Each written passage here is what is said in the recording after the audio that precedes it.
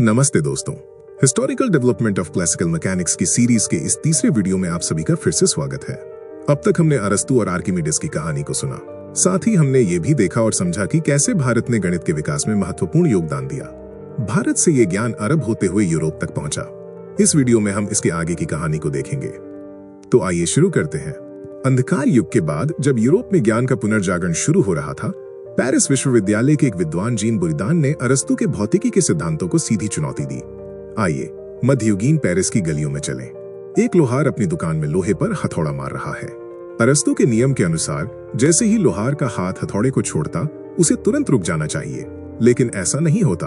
हम सब जानते हैं कि हथौड़ा गति में ही रहता है और लोहे की निहाई पर जाकर लगता है। ये एक साधारण सी बात थी, लेकिन अरस्तु के सिद्धांत के हिसाब से इसे समझाना बहुत मुश्किल था। जीन बुरिदान ने इस समस्या पर गहराई से सोचा। उन्होंने एक नया विचार दिया जिसे इम्पेटस कहा गया। उन्होंने कहा कि जब किसी चीज को धक्का दिया जाता है तो वो अपने अंदर एक आंतरिक बल जमा कर लेती है और यही बल उसे तब तक गति में रखता है जब तक कि कोई बाहरी बल उसे रोक न दे। यह अरस्तु के सिद्धांत में एक छोटा बदलाव नहीं था, बल्कि ये एक क्रांतिकारी सोच थी। ये सोच 300 साल बाद आने वाले न्यूटन के गति के पहले नियम की बुनियाद बनी। कल्पना कीजिए कि बुरिदान अपने छात्रों को पढ़ा रहे हैं। उन्होंने एक पत्थर उठाया और उसे फेंकते हुए कहा, जब मैं इस पत्थर को फेंकता हूं तो ये अपनी गति और द्रव्यमान के हिसाब से एक संवेग प्राप्त करता है। ये संवेग इसे तब तक आगे धकेलता है जब तक कि हवा का प्रतिरोध और गुरुत्वाकर्षण इसे रोक नहीं देते। उनके छात्र ये सुनकर हैरान हो गए होंगे। ये उन सारी बातों के खिलाफ था जो उन्हें अरस्तु के बारे में पढ़ाई गई थी, फिर भी ये ज्यादा सही लग रहा था। ये दिखाता था कि बुरिदान का सिद्धांत अरस्तु के सिद्धांत से ज्यादा बेहतर तरीके से दुनिया को समझा सकता था। लेकिन बुरिदान का संवेग का सिद्धांत बहुत क्रांतिकारी होने के बावजूद अधूरा था। उनके पास अपने सिद्धांत को साबित करने के लिए गणितीय सूत्र नहीं था। वे द्रव्यमान और वजन के बीच का फर्क नहीं बता पाए, जबकि ये दोनों अलग अलग हैं।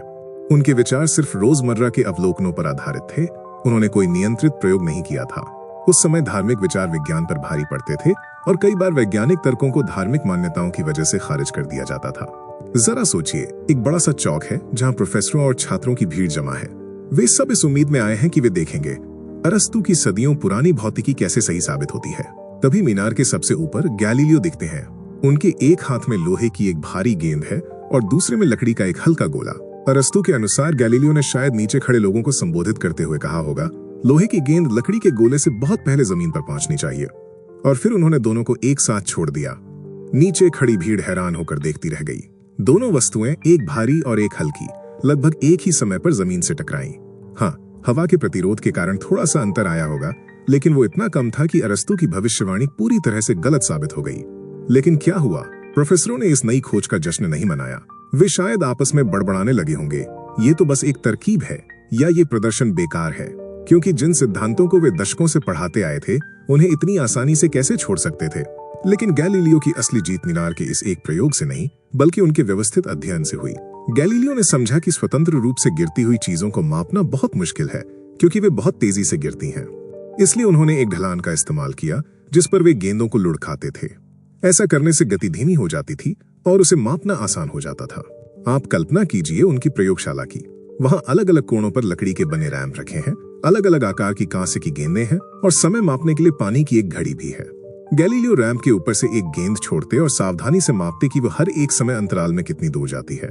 सैकड़ों बार ये प्रयोग करने के बाद उन्होंने एक अद्भुत बात खोजी।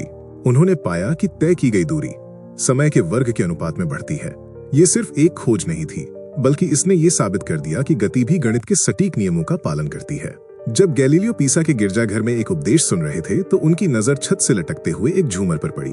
उन्होंने देखा कि झूमर चाहे कितना भी आगे या पीछे झूल रहा हो, उसे एक चक्कर पूरा करने में हमेशा एक समान समय लगता है। उन्होंने अपनी नब्ज को टाइमर की तरह इस्तेमाल किया और ये पता लगाया कि पेंडुलम का समय केवल उसकी लंबाई पर निर्भर करता है, न कि उसके झूले की दूरी पर या लटके हुए वजन पर। इस खोज ने नेविगेशन, विज्ञान और रोजमर्रा की जिंदगी में एक क्रांति ला दी। गैलीलियो ने अपनी दूरबीन से कई खगोलीय अवलोकन किए जिन्होंने कोपरनिकस के सूर्य केंद्रित सिद्धांत का समर्थन किया। उन्होंने साबित किया कि हमारी पृथ्वी सूर्य के चारों ओर घूमती है, न कि इसका उल्टा। गैलीलियो ने देखा कि बृहस्पति के 4 चांद हैं जो उसके चारों ओर घूम रहे हैं। ये इस बात का सबूत था कि हर खगोलीय पिंड पृथ्वी के चारों ओर नहीं घूमता। फिर उन्होंने शुक्र ग्रह को देखा। जिस तरह चांद की कलाएं बदलती हैं, उसी तरह शुक्र की भी कलाएं बदल रही थीं। ये तभी संभव था जब शुक्र सूर्य के चारों ओर घूम रहा हो। गैलीलियो ने यह भी देखा कि चांद की सतह चिकनी और निर्दोष नहीं थी, बल्कि उस पर पहाड़ और गड्ढे थे, ठीक पृथ्वी की तरह। यहाँ तक कि उन्होंने सूर्य पर धब्बे भी देखे, जो इस बात का प्रमाण थे कि आसमान के पिंड भी बदलते रहते हैं। इस खोज ने उन्हें चर्च के साथ संघर्ष में ला दिया, जिसने सूर्य केंद्रित सिद्धांत को धर्म विरोधी घोषित कर दिया था। सन 1633 में बूढ़े गैलीलियो को रोम के न्यायाधिकरण के सामने घुटने टेकने पड़े और उन्हें अपने सिद्धांत को भ्रम मानकर वापस लेना पड़ा। कहानी कहती है कि जब वे अपने घुटनों से उठे तो उन्होंने धीरे से फुसफुसाया, एप्पुर si muove, जिसका मतलब है और फिर भी ये घूमती है। गैलीलियो के महान योगदान के बावजूद उनकी भौतिकी अधूरी रह गई थी। उनके पास ये बताने का कोई सिद्धांत नहीं था कि चीजें क्यों चलती हैं। वे गति का वर्णन तो कर सकते थे, लेकिन उसका कारण नहीं बता सकते थे। उनके नियमों ने पृथ्वी पर तो काम किया, लेकिन वे उन्हें खगोलीय पिंडों तक नहीं बढ़ा पाए। उनके पास कैलकुलस और बीजगणित की कमी थी, और उनके उपकरण, जो उस समय के लिए बहुत उन्नत थे, फिर भी आज के हिसाब से बहुत आदिम थे। विज्ञान के इतिहास में आगे क्या हुआ, इसे हम अगले वीडियो में देखेंगे। अगर वीडियो पसंद आई हो तो लाइक जरूर करें और चैनल को सब्सक्राइब करें, ताकि भविष्य में हम इस तरह के कंटेंट आपके लिए लाते रहें। धन्यवाद। आपका दिन मंगलमय हो।